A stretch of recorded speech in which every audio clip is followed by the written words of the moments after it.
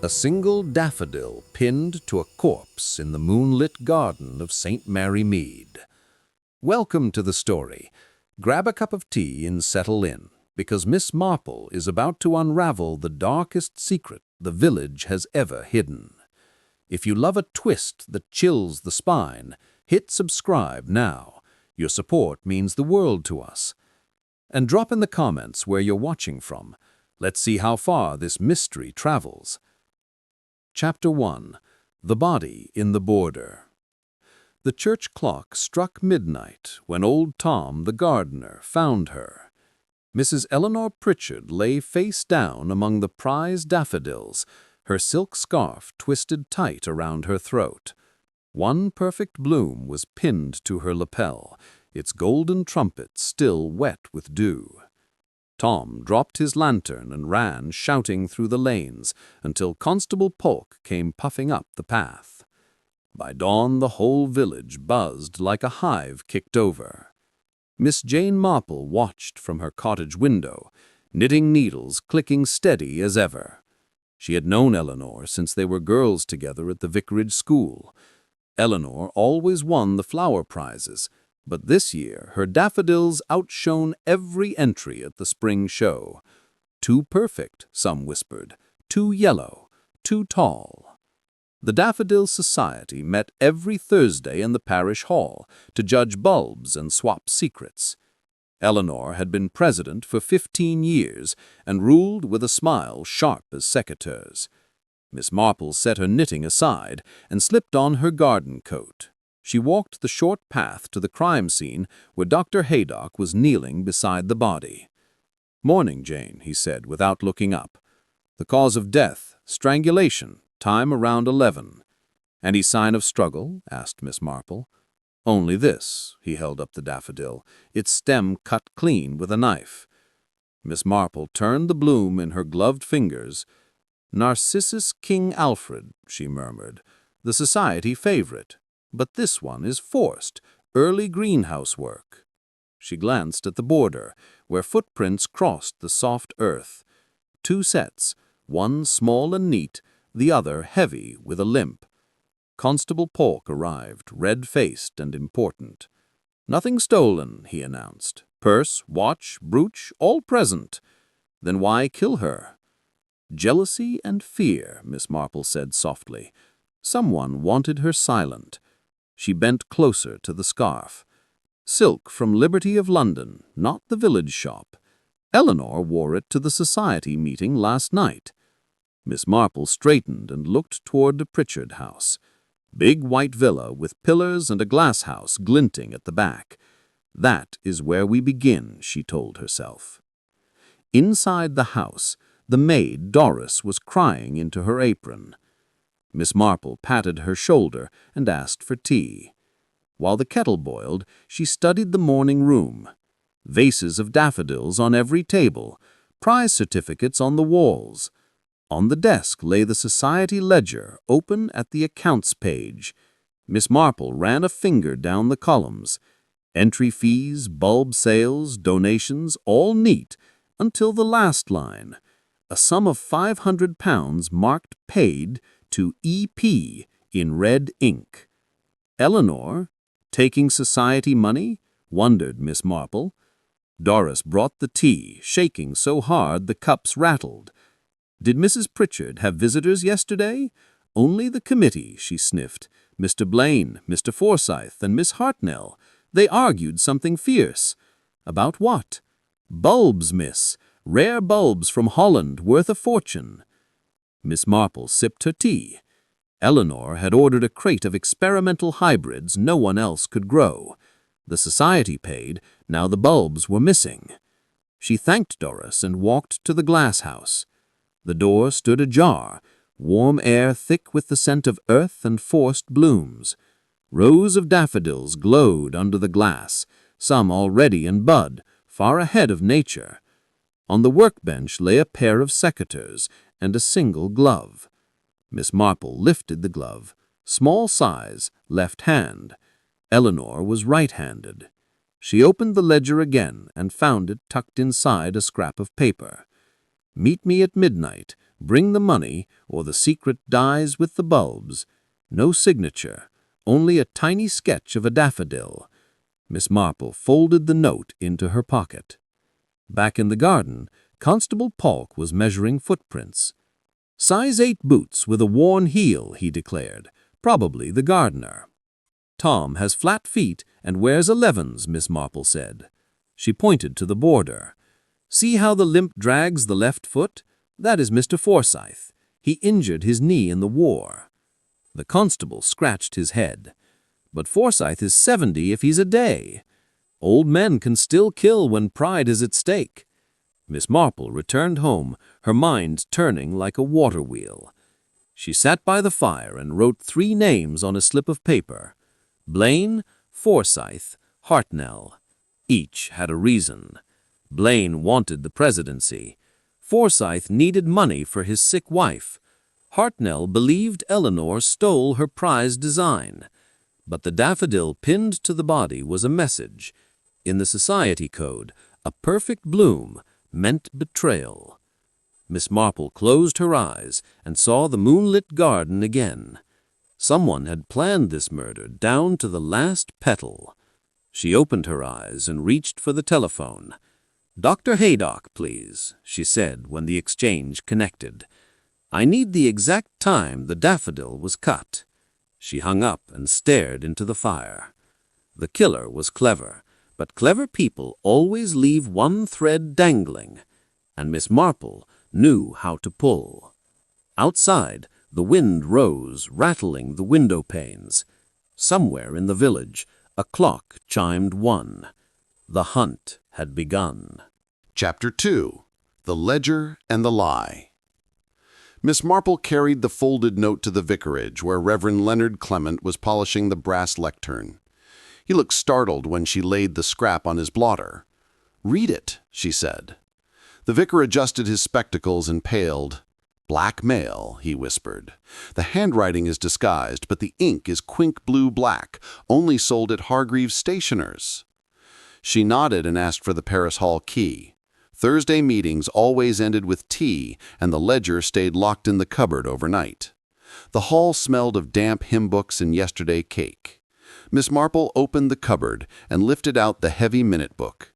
Pages of careful copperplate listed every bulb and auctioned every prize ribbon. She turned to the last entry, dated the night of the murder. "Motion to purchase Dutch hybrids carried unanimously." Then a second line in fresh ink. "Bulbs delivered to Glasshouse, 8 p.m., EP to verify." The handwriting matched the note exactly. Someone had added the line after the meeting ended. Footsteps echoed in the corridor. Miss Hartnell swept in, clutching a spray of forced narcissi. "Jane, what are you doing here?" "Research," said Miss Marple, closed the book. Miss Hartnell's eyes darted to the cupboard. "Those minutes are private until the next show." She reached for the ledger, but Miss Marple held firm. "Eleanor verified the bulbs alone at 8. Were you with her?" Miss Hartnell flushed. "I left at 7 sharp on my train to Much Benham. Ask the station master." She turned on her heel, and the door banged behind her. Miss Marple walked to the station where old Mr. Grimsdale was sweeping the platform. "Evening train to Much Benham?" she asked. He scratched his chin. "No passengers. In last night's storm kept everyone home." She thanked him and headed for the glasshouse again. The door was locked now, a new padlock gleaming. She peered through the panes.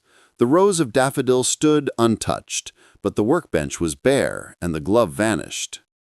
A shadow moved at the far end. Mr. Blaine stepped out, wiping soil from his hands. "Lost something, Jane?" "Just admiring the hybrids," she replied. He smiled too wide. "Eleanor kept them under lock now, too valuable for prying eyes." He jingled a key on a red string. "Only 2 copies she had. One I have, the other." Miss Marple noticed his shoes polished black, no trace of garden mud. "You walked through the border last night," she said. Blaine glanced down. "I cleaned them early this morning."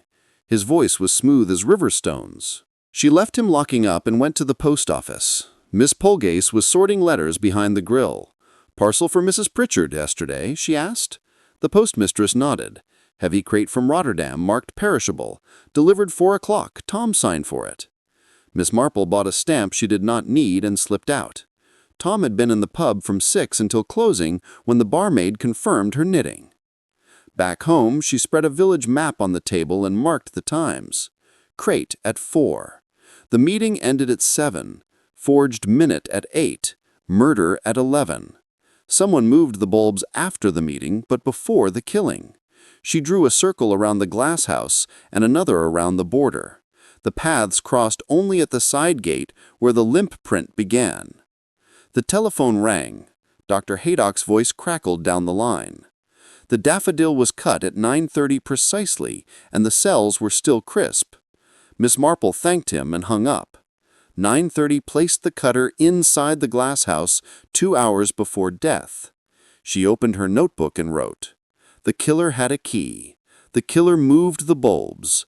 The killer returned to the border at 11. Rain started tapping the window like impatient fingers. Miss Marple lit the lamp and studied the 3 names. Blaine had the key and clean shoes. Forsyth had the limp and the need. Hartnell had lied about the train. One of them had forged the minute. One had cut the bloom. One had twisted the scarf. Or perhaps all 3 shared the guilt, like partners in a poisonous dance. She closed the book and looked out at the streaming night. Somewhere in the dark, the missing crate waited, buried or burned or blooming in secret.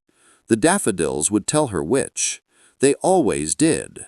Chapter 3. The Limp in the Rain. Miss Marple waited until the rain eased to a whisper, then pulled on her mackintosh and took the umbrella that had belonged to her nephew. She walked the lane to the Forsyth cottage, where smoke curled thin from the chimney. Mrs. Forsyth opened the door, her face pinched with pain. "Arthur is resting," she said, but Miss Marple stepped inside anyway. The parlor smelled of liniment and boiled cabbage. Mr. Forsyth sat by the fire, his left leg stretched on a stool, the knees swollen under a wool blanket. She offered the bunch of late violets she carried. "For your wife," she said.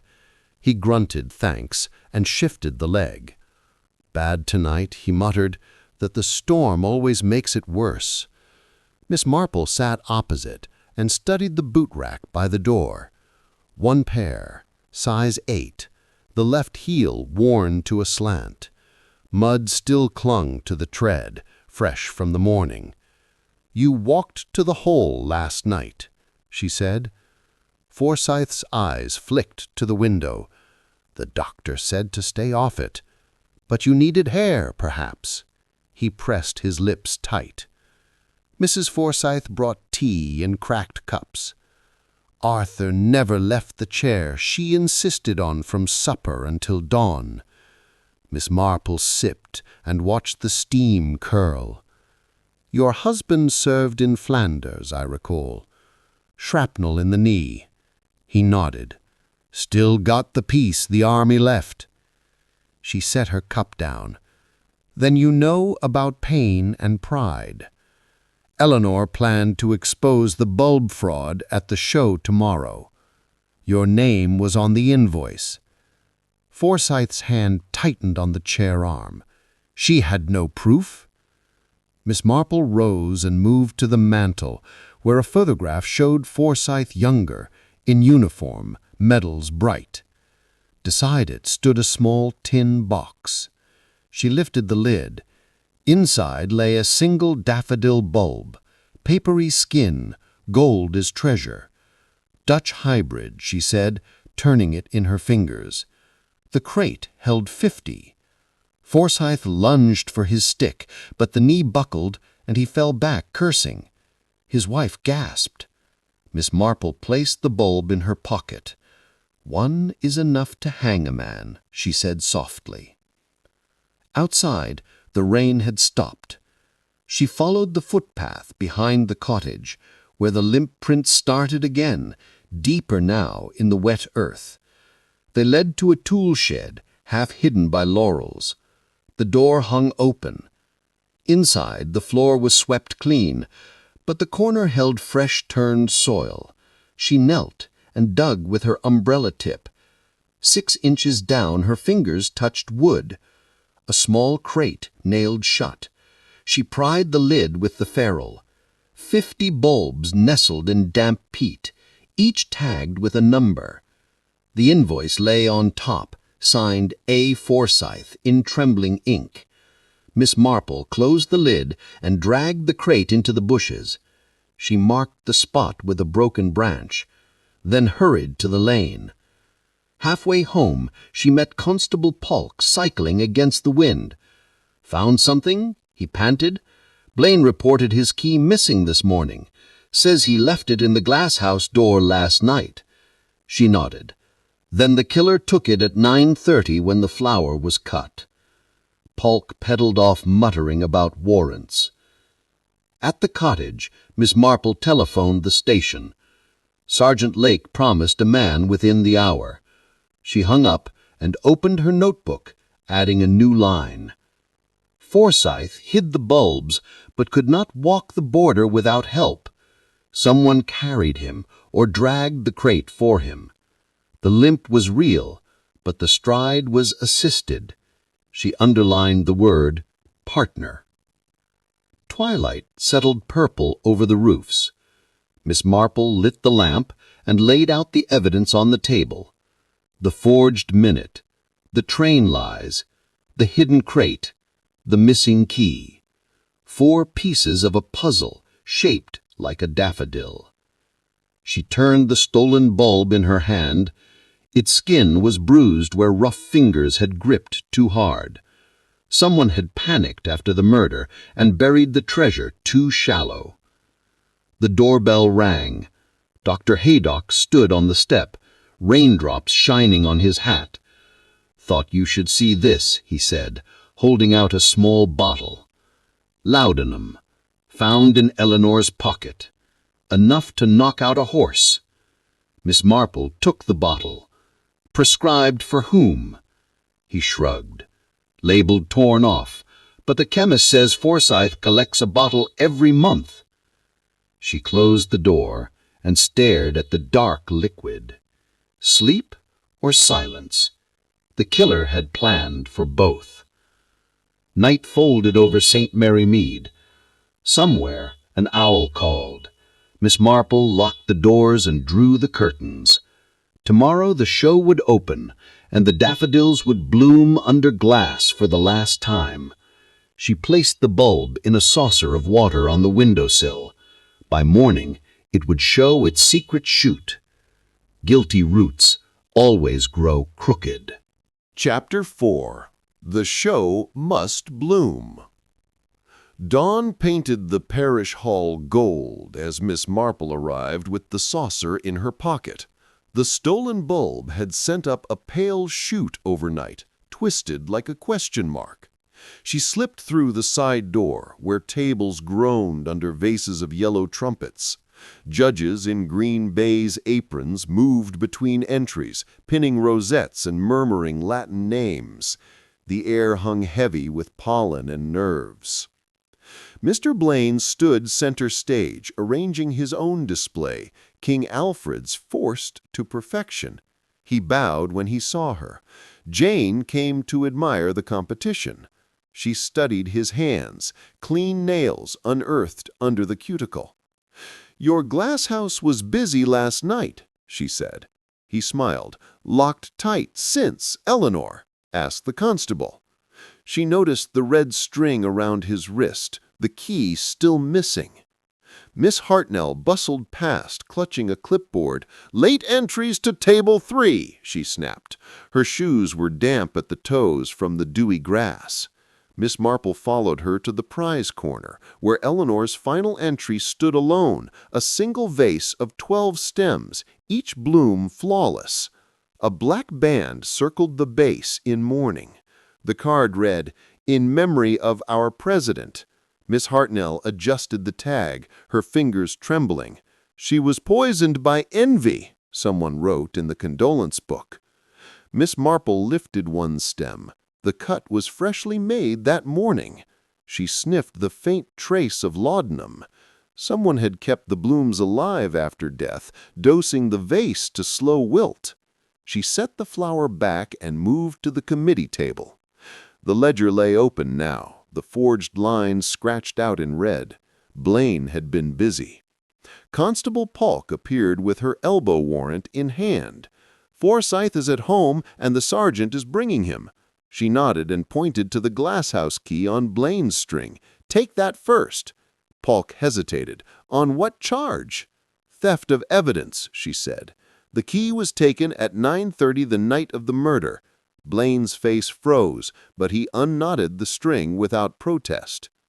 Outside the hall, Forsyth arrived in a bath chair pushed by his wife. His eyes darted to the laurel hedge where the crate lay hidden. Miss Marple met him at the door. "Your bulb is sprouting," she said, showing the saucer. "Roots don't lie." He gripped the chair arms, knuckles white. "I bought them at a fair." "Then why hide the rest?" His wife began to weep.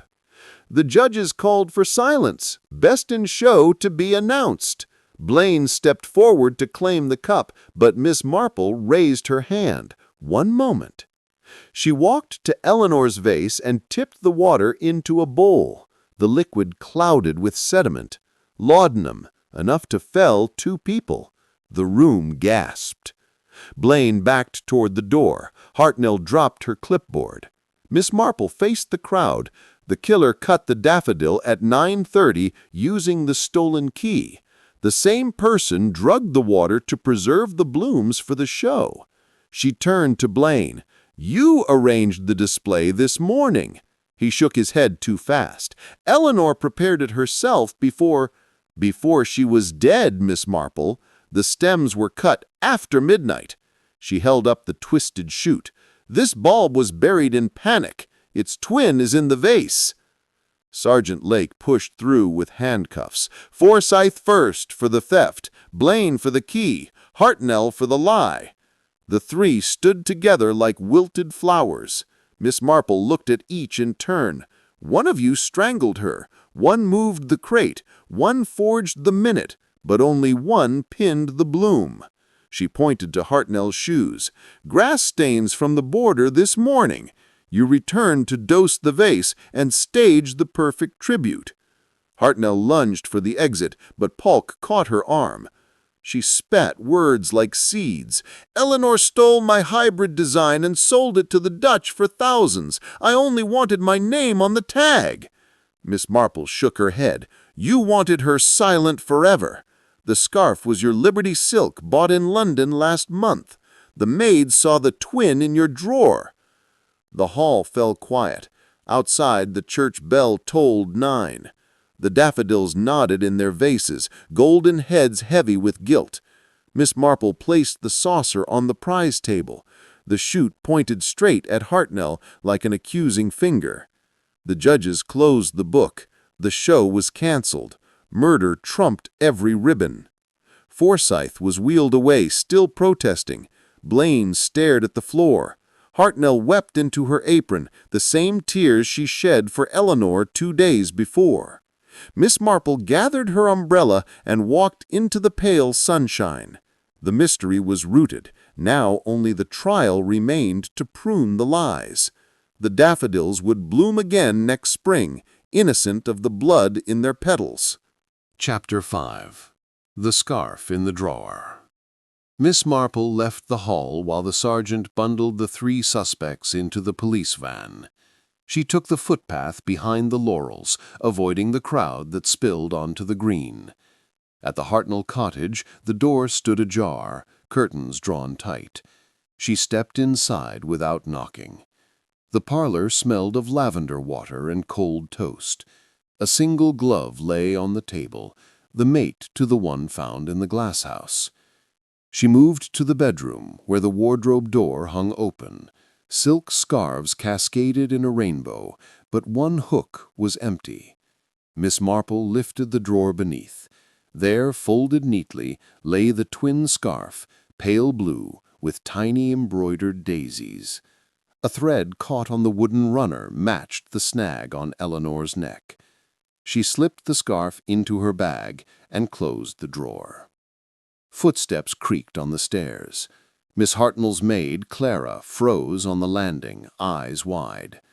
"You can't be here, miss. The police—" "Wait."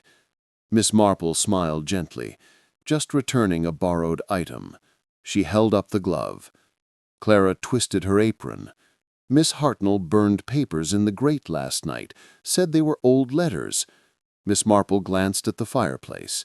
Ash still held the shape of folded sheets. She knelt and teased out a corner.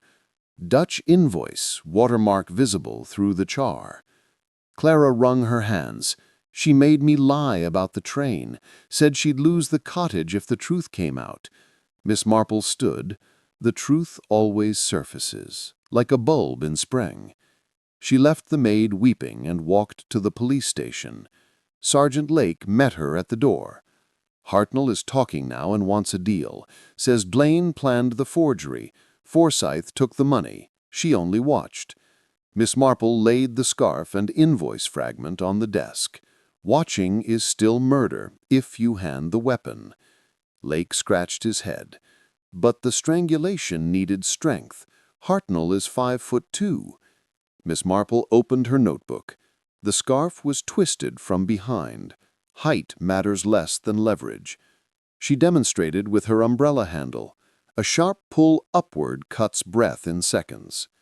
Lake called the constable to fetch Clara for a statement. Miss Marple stepped into the interview room, where Hartnell sat hunched over the table. Her eyes were red but dry now. "Blaine promised the presidency if I helped," she said without looking up. "Forsyth needed the cash for his wife's operation. We thought Eleanor would confess the fraud and resign quietly. When she laughed at us, Blaine lost his temper." Miss Marple sat opposite. "You met her at the border at 11. Blaine cut the Daffodil earlier to leave his calling card. Forsyth waited with the crate." Hartnell nodded slowly. "I held the lantern. The moon was bright enough, but he wanted drama." She twisted her fingers. "The scarf was in my pocket for the cold. When she turned to leave, I just looped it and pulled. It happened so fast." Silence filled the room, thick as fog. Miss Marple closed her book. "The daffodil pinned after death was your flourish. Betrayal in bloom." Hartnell looked up then. "She stole 15 years of my work. One bloom for 1 year." The sergeant entered with the charge sheet. Hartnell signed without protest, her pen scratching like dry leaves. Outside, dusk gathered purple over the roofs. Miss Marple walked home past gardens where the first crocuses pushed through the earth. She paused at the Pritchard glass house, now sealed with police tape. Inside, the rows of daffodils stood tall, their trumpets silent. She placed her palm against the cool pane. "Beauty hides poison," she murmured, "but roots remember everything." At the cottage, the fire was laid ready. She struck a match and watched the flames catch. The mystery was complete. 3 gardeners, 1 noose. She poured a small sherry and raised the glass to the empty chair opposite. "To Eleanor," she said, "who won every prize but the last." The flames crackled and answered, "Enough." Outside, the wind dropped and the village slept under a thin moon. The daffodils would bloom again, but never in St. Mary Mead. Chapter 6. The Roots Beneath the Soil. Miss Marple woke before the lark, with a taste of ash still on her tongue. She dressed in her gray wool and pinned her brooch, the one with the tiny enamel forget-me-not her mother had given her the year the war ended. Downstairs, the postman had left a thick envelope sealed with red wax. Inside lay the Dutch invoice, complete this time, not the burned fragment. Someone had mailed it from the station after the arrests. She turned the paper to the light. The watermark showed a windmill, and the signature at the bottom read, "E. Pritchard," in bold ink. Eleanor had signed for the bulbs herself, but the quantity was crossed out and rewritten in pencil, 50 to 500.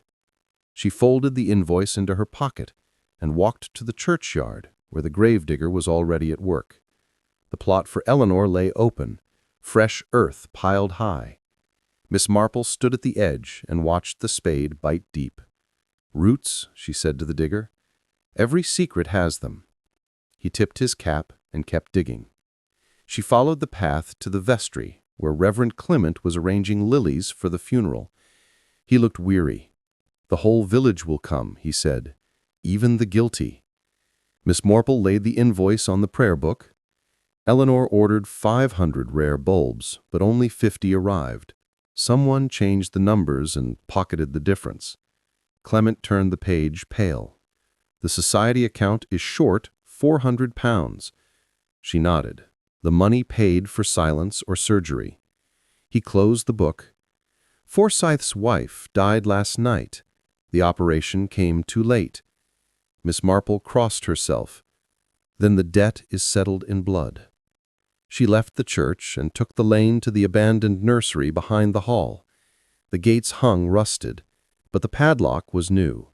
She slipped the glasshouse key from her pocket, the one Blaine had surrendered, and opened the gate. Inside, the air was colder. The earth pruned and waited. Rows of pots stood empty, but one corner held a mound of fresh compost. She knelt and dug with her bare hands. 6 inches down lay a metal box heavy with coins and folded notes. £400 in crisp fives. A ledger page tucked beneath listed payments to Dr. Haydock for medicine and to the undertaker in advance. Miss Marple closed the box and carried it to the police station. Sergeant Lake was drinking tea gone cold. He opened the lid and whistled low. "Forsyth's fingerprints will be all over this." She shook her head. Gloved hands. "Look at the compost under the rim. Hartnell wore the left glove, Blaine the right. They buried it together after the murder." Lake scratched his chin. But Forsyth took the blame. He needed the money most, and the limp made him the perfect scapegoat. Miss Marple walked to the cells where Forsyth sat on the narrow bunk, his knee bound in fresh bandages. She slid the box through the bars. "Your wife is gone," she said. He looked up, eyes hollow. The money was for her heart. Eleanor promised a loan, then laughed when I begged. Miss Marple sat on the stool outside. "You forged the minute to cover the theft." He nodded slowly. "Hartnell wrote that she mimics any hand. Blaine changed the numbers. We thought exposure would force Eleanor to pay. She leaned closer, but she refused, and you met at the border." Forsyth gripped the bars. "I waited by the gate with the crate. Couldn't walk far. Blaine cut the flower for show. Hartnell held the scarf. When Eleanor turned, she looped it and pulled. I heard the gasp, then nothing." Miss Marple stood. "You carried the crate to the nursery after." He shook his head. "Blaine did. Said my limp would leave tracks. We buried the money and swore silence." Miss Marple left the cell and found Hartnell in the next room. The woman was knitting a scarf with blood-red wool. She looked defiant. "He told you?" Miss Marple nodded. "The scarf was yours from the start." Hartnell dropped a stitch. I kept the twin to remember. 15 years ago, she stole my designs. 1 pull for each year. She picked up the stitch. Blaine promised the presidency and Forsyth the cure. We were fools. Outside, the sun climbed high, gilding the slate roofs. Miss Marple walked to the glass house, now stripped bare. The daffodils had been removed for evidence, their pots stacked like yellow ghosts. She stood where Eleanor fell and closed her eyes. The border was soft, then footprints clear. The limp was real, but the stride assisted.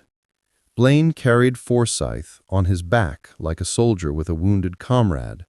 The scarf twisted from behind, height no obstacle when the victim kneels to smell a bloom. She opened her eyes and saw the truth rooted deep. Greed, pride, betrayal, each a petal in the same poisonous flower. The society would disband, the hall and cell, the bulbs auctioned for charity. The money would pay for a new bed in the cottage hospital named for Mrs. Forsyth. Justice in full circle. Miss Marple returned home and opened her garden gate. The first snowdrop pushed through the earth, white as forgiveness. She knelt and touched the green shot. "Roots remember," she whispered, "but spring forgets." She stood and brushed the soil from her fingers. The daffodils were done. Their golden reign ended in scandal and blood. Tomorrow the funeral bells would toll, and St. Mary Mead would lay its president to rest beneath a blanket of white lilies. The village would gossip for a month, then turn to the next scandal. But Miss Marple would remember the scarf, the glove, and the limp in the rain. Some roots run too deep to pull. Chapter 7. The Funeral and the Forgottens. The church bell began its slow toll at 10 sharp, pulling the village from doorways and windows like a tide. Miss Marple stood at her gate watching the procession form. Black coats and veiled hats moved down the lane toward the lich gate, where the coffin waited on trestles draped in white linen. 6 pallbearers from the Daffodil Society carried the weight, though only 3 remained free men. Blaine and Hartnell walked behind in handcuffs, flanked by constables, their faces pale as the lilies banked around the bier. Reverend Clement met the coffin at the door, his surprise stirring in the cold wind. He raised the cross, and the crowd fell silent. Miss Marple slipped into the back pew beside old Mrs. Price, who clutched a damp handkerchief. The organ wheezed into "All Things Bright and Beautiful," the hymn Eleanor had chosen for every flower show opening. Voices rose, thin and uncertain. Miss Marple studied the mourners. Tom, the gardener, stood head bowed, his boots still caked with border mud. Doris, the maid, sobbed into her sleeve.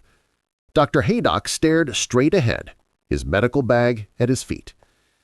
The vicar spoke of the charity and community of a woman who brought beauty to barren corners.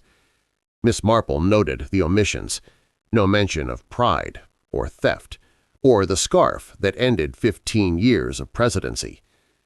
When the coffin passed down the aisle, she saw the single daffodil laid on top, its stem wrapped in black ribbon. Someone had defied the police order. She caught Blaine's eye when he looked away first. Outside in the churchyard, the grave gaped dark beside the yew tree. Ropes creaked as the coffin lowered. Earth pattered on the lid, soft as summer rain. Miss Marple waited until the crowd thinned, then approached the gravedigger. He leaned on his spade, sweat shining on his brow. "Deep enough?" she asked. 6 feet, as the law says." She knelt and dropped a snowdrop bulb into the soil. "For remembrance," she murmured. The man nodded and began to fill the hole. She walked a long way home past the nursery, where the metal box had been unearthed. The gate stood open now, police tape fluttering like bunting. Inside, the compost heap steamed gently in the frost. She stepped over the threshold and knelt again. Beneath the surface, her fingers found something hard. A second box, smaller, wrapped in oilcloth. She unwrapped it carefully. Inside lay a bundle of letters tied with faded ribbon. The top envelope was addressed to Miss Eleanor Bantry, her maiden name in a young man's hand. She carried the bundle to the cottage and laid it on the table. The paper brittle, the ink brown with age. She slipped the first envelope with her letter opener. "My dearest Nell," the letter began, "I send the bulbs you asked for from my uncle's glass house in Kent. Plant them deep and think of me." Signed, R. Forsyth. She turned to the date 1919, Arthur Forsyth, before the war, before the limp, before the marriage that failed. Letter after letter told the same story. A secret engagement broken when Eleanor chose ambition over love. The bulbs were wedding gifts returned with bitter words. Miss Marple read until the fire burned low. The last letter, dated 1920, was different. "If you exhibit my hybrids as your own, I will expose you to the world." The signature was torn away, but the threat was clear. She closed the bundle and tied the ribbon tight. Roots, indeed. The doorbell rang sharp in the quiet. Sergeant Lake stood on the step, hat in hand. "Found this in Hartnell's attic," he said, holding out a small diary bound in green leather. Miss Marple took it and flipped the pages. Entries in tiny script recorded every society meeting, every slight, every stolen idea. The final page read, 14th March, she will pay tonight. Scarf ready. Bloom cut. Money buried. Forgiveness never. Miss Marple closed the diary. The confession is complete. She invited the sergeant in for tea. While the kettle boiled, she laid out the letters and the diary side by side. The story unfolded like a poisonous petal. Young love turned to hate over stolen bulbs. Years of resentment fed by prizes and presidency. The fraud with the Dutch hybrids is only the final twist. Lake stirred his chi 3 times clockwise. "Motive enough for 3, he said. Miss Marple nodded, but only one hand on the scarf. Night fell early, the sky heavy with unshed snow. Miss Marple sat by the window watching flakes begin their silent dance. She thought of Eleanor beneath the fresh earth, the daffodil already wilting on the coffin lid. She thought of Forsyth in his cell, the limp now permanent without hope of cure. She thought of Hartnell kidding endless scarves in prison gray, and Blaine, who would lose his glass house, his reputation, his freedom for a key and a lie. The telephone rang. Dr. Haydock's voice was tired. "The inquest is tomorrow. The coroner wants you as a witness." Miss Marple agreed and hung up. She opened her notebook for the last time and wrote a single line. Love planted the seed. Pride watered it. Greed harvested the bloom. She closed the book and placed it on the shelf beside her Christie novels. The mystery was buried now, deep as the coffin, 6 feet under truth and lilies. Outside, the snow covered the borders, erasing footprints and secrets alike. Miss Marple drew the curtains and banked the fire. Tomorrow, the village would wake to white silence, the daffodils sleeping safe until spring. She poured a small hot milk and raised the cup to the dark window. "To forgotten roots," she whispered. They drank in silence, the snow falling thicker, the night complete. Chapter 8. The Inquest and the Innocents. The courthouse in Much Benham smelled of beeswax and old fear. Miss Marple arrived early, the snow still clinging to her boots. She took a seat on the wooden bench beside Mrs. Price, who had brought her knitting, though needles were forbidden. The room filled slowly with villagers in Sunday best, constables in stiff collars, and the press at the back, notebooks ready. The coroner entered, black robe rustling, and called the court to order with a tap of his gavel. Dr. Haydock took the stand first. He laid the post-mortem report on the rail, voice steady. Strangulation by silk scarf between 11 and 11:30. Laudanum in the blood, traces only, enough to calm, not kill. The daffodil pinned post-mortem between midnight and 1. He stepped down, and Miss Marple was called. She walked forward and measured the snowdrop bulb in her pocket for courage. The coroner peered over his spectacles. "Miss Marple, you discovered evidence at the scene?" She began with the footprints, limping, the glove, the forged minute. She told of the buried crate and the hidden money and letters from 1919. The jury leaned forward, 12 faces pale as winter light. When she described the diary, the courtroom gasped. The coroner held up the green leather book, now wrapped in evidence tape. Entered as Exhibit 7. Forsyth was brought in next, wheeled in the same bath chair. His eyes were red, but his voice was clear. "I loved her once," he said. "She took my future, my bulbs, and my pride. The money was for my wife, but the hate was older than the debt." He admitted the forgery and the burial of the plan. "But I never touched the scarf. The limp kept me at the gate." The jury murmured. Hartnell followed, manacles clinking. She stood straight, chin high. 15 years of stolen glory, she said, every prize, every ribbon built on my designs. The scarf was impulse, the bloom was justice. She described the loop that pulled the silence after. Blaine watched from the dock, his face stone. Blaine spoke last, voiced smoothly even now. I changed the numbers for the society, he claimed. Eleanor approved the loan. When she threatened exposure, I cut the flower to warn her. I carried Forsyth to the nursery after. My hands are clean of blood. The coroner raised an eyebrow. Clean shoes, too, despite the mud. Blaine had no answer. Miss Marple was recalled. She stood again and faced the jury. 3 guilty hearts, 1 guilty hand. Mr. Forsyth planted the seed of hate. Mr. Blaine watered it with greed. Miss Hartnell harvested the scarf. The daffodil was her signature, betrayal in bloom. She sat down, the snowdrop bulb warm in her palm. The coroner sent the jury out at noon. The snow had stopped, the courthouse windows bright with reflected light. Miss Marple waited in the corridor, drinking tea from a paper cup. Mrs. Price patted her arm. "You did her proud, Jane." Miss Marple shook her head. "Truth did her proud. I only pulled the weeds."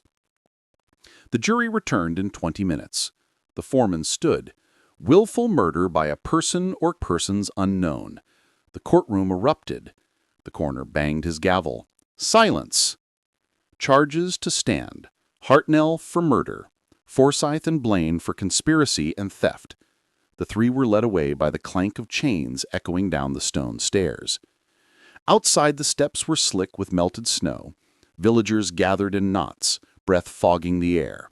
Miss Marple walked down alone, her umbrella tapping the pavement.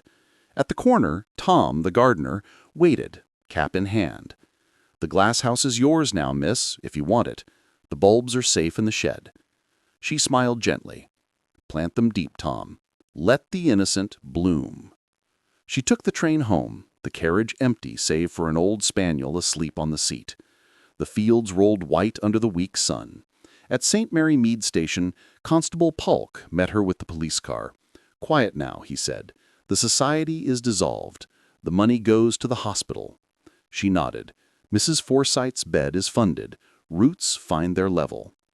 At the cottage, the fire was lit by Doris, who had taken the spare key. Tea waited on the tray with scones, still warm.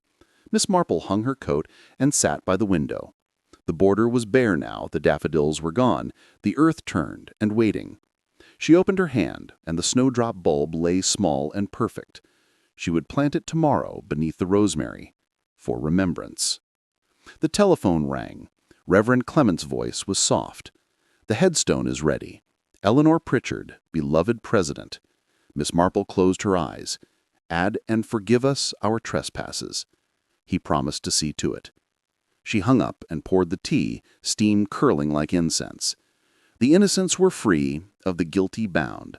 The daffodils would sleep until spring, their golden heads unbowed by human sin.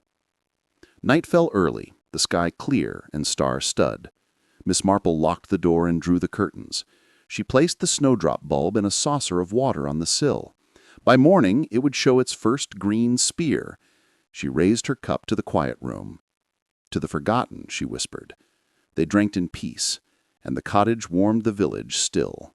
The conspiracy was buried deep as the coffin, the roots cut clean. Spring would come, white and pure. Chapter 9. The Silence After the Storm. Spring arrived soft as a secret, the first warm day in April, when the churchyard grass turned emerald and the snowdrops bowed their heads in farewell. Miss Marple stood at her gate, watching Tom wheelbarrow compost to the border where the daffodils had once reigned. He had planted the rescued hybrids in neat rows, 50 bulbs, now 300 strong, their green spears pushing bold through the earth. No prizes this year, only quiet beauty for the village fete. She walked to the church where the new headstone gleamed white in the sun. Eleanor Pritchard, beloved president, and "Forgive us our trespasses." The engraver had carved the words deep. Fresh lilies lay at the base, left by Doris, who visited every Sunday. Miss Marple added a single snowdrop, now in full bloom, its white bell pure against the marble. She lingered a moment, the wind gentle in the yew branches, then turned toward the high street.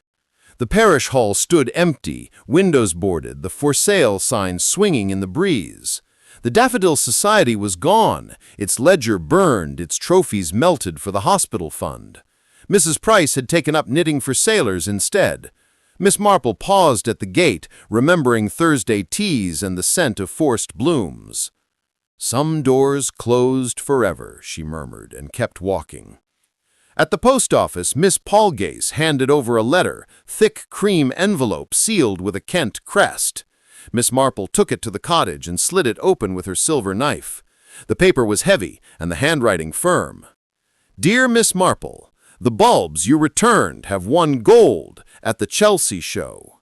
We name the new hybrid Miss Marple White in your honor. Enclosed a bulb wrapped in tissue." She smiled and placed it in the saucer where the snowdrop had stood. Another root, another chance. The doorbell rang. Dr. Haydock stood on the step, his bag lighter now. "Coffee?" he asked. She led him to the parlor where the fire crackled low. He sat heavily in the armchair.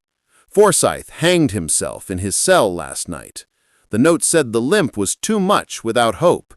Miss Marple poured the coffee black as he liked it. "Hartnell knits and Holloway. Blaine lost. The glass house sold for debts." She nodded slowly. "The circle closes." They drank in silence, the clock ticking steady on the mantel. Haydock set his cup down. "You pulled the truth like a weed, root and all." She looked out the window where the daffodils now showed their first gold buds. "Some weeds choke the garden," she said. "Others feed the soil." He stood hat in hand. "The village owes you." She shook her head. "The village owes the dead." Afternoon sun slanted through the lace curtains.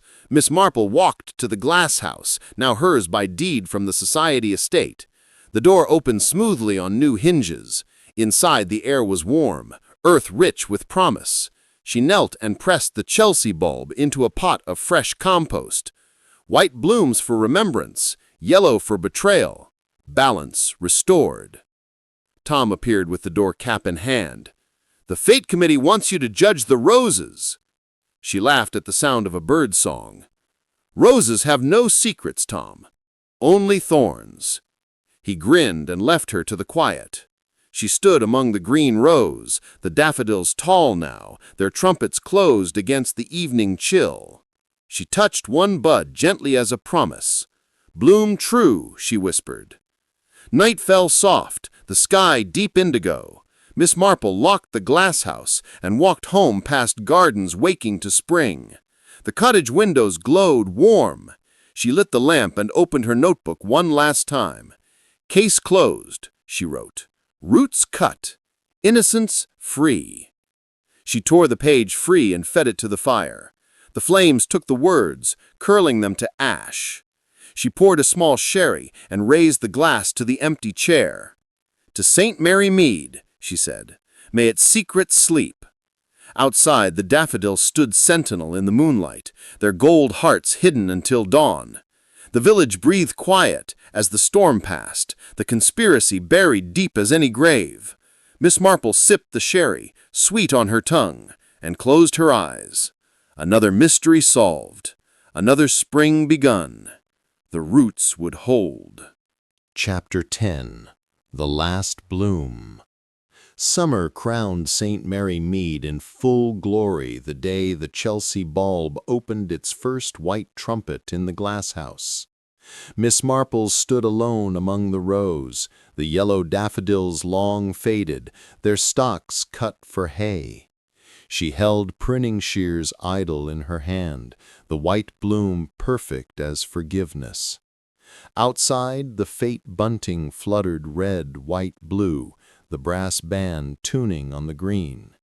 She closed the door softly and walked the path to the cottage one last time. The parlor fire was laid, but cold. On the table waited a parcel wrapped in brown paper, postmarked Holloway. She cut the string and unfolded a scarf, blood-red wool, perfect in every stitch. A note pinned to the fringe read, "For the lady who pulled the weeds, Hartnell." Miss Marple folded the scarf and placed it in the drawer beside the snowdrop bulb, now dry and waiting for autumn planting. "Some gifts carry weight," she murmured. The doorbell rang thrice, sharp. Sergeant Lake stood on the step, his uniform pressed for the occasion. "Coroner's final report," he said, handing over a sealed envelope. She took it to the window and broke the wax. The pages were few and the verdict clear. Murder by Miss Hartnell, conspiracy by Messrs. Blaine and Forsyth. But the last paragraph stopped her breath. Postscript, a second daffodil bulb found in the deceased's locket, engraved E to R 1919, the root of all. Miss Marple closed the report and looked out at the garden. The border where Eleanor fell was now lavender and rosemary, their scent rising sweet in the heat. She walked to the glass house and opened the door. The white bloom had multiplied, 3 trumpets now pure against the green. She knelt and dug gently at the base. Beneath the compost lay a tiny locket, gold tarnished, chain broken. She brushed the earth free and clicked it open. Inside, a curl of dark hair and a miniature daffodil bulb no larger than a tear. On the back, engraved, "Forever yours, R." She carried the locket to the cottage and laid it beside the scarf and the note on the bulb. The full circle.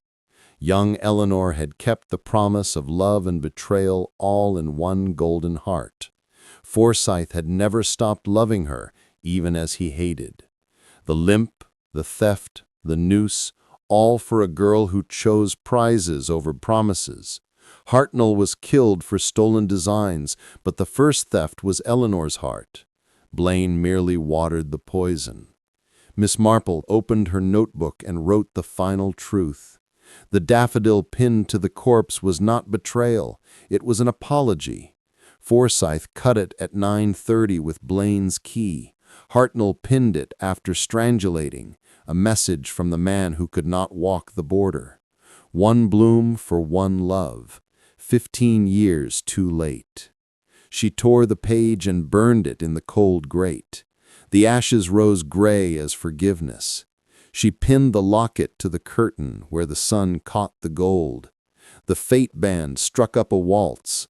She slipped on her straw hat and walked to the green. Tom had saved her a seat beneath the oak. The roses waited in buckets, their petals tight. She took the judge's card and smiled at the children who brought their posies. The day unfolded in laughter and lemonade. The village healed in sunshine. Miss Marple awarded the cup to a small boy with freckles, his rose a humble pink. "No secrets," she said, "only beauty." The crowd cheered. As the sun dipped low, she walked home past the glass house. The white blooms glowed in the twilight. 3 trumpets opened to the sky. She locked the door and poured the last sherry. The locket caught the lamplight warm as a memory. She raised the glass to the quiet room. "To Eleanor," she said. "To Arthur. To roots that bind and blooms that forgive." Outside, the lavender sighed in the breeze, the rosemary sharp with truth. The daffodils were done, their conspiracy buried deep as any heart. Miss Marple sipped the sherry and closed her eyes. The last bloom was white. The story is complete. And now the tale ends gently. If the twist chilled your tea or warmed your heart, subscribe below. Your support means the world to us. Drop a daffodil emoji if you guessed the locket and tell us in the comments where you're watching from. Until the next mystery, keep your eyes on the borders and your heart in the garden. Good night, St. Mary Mead. The blooms sleep safe.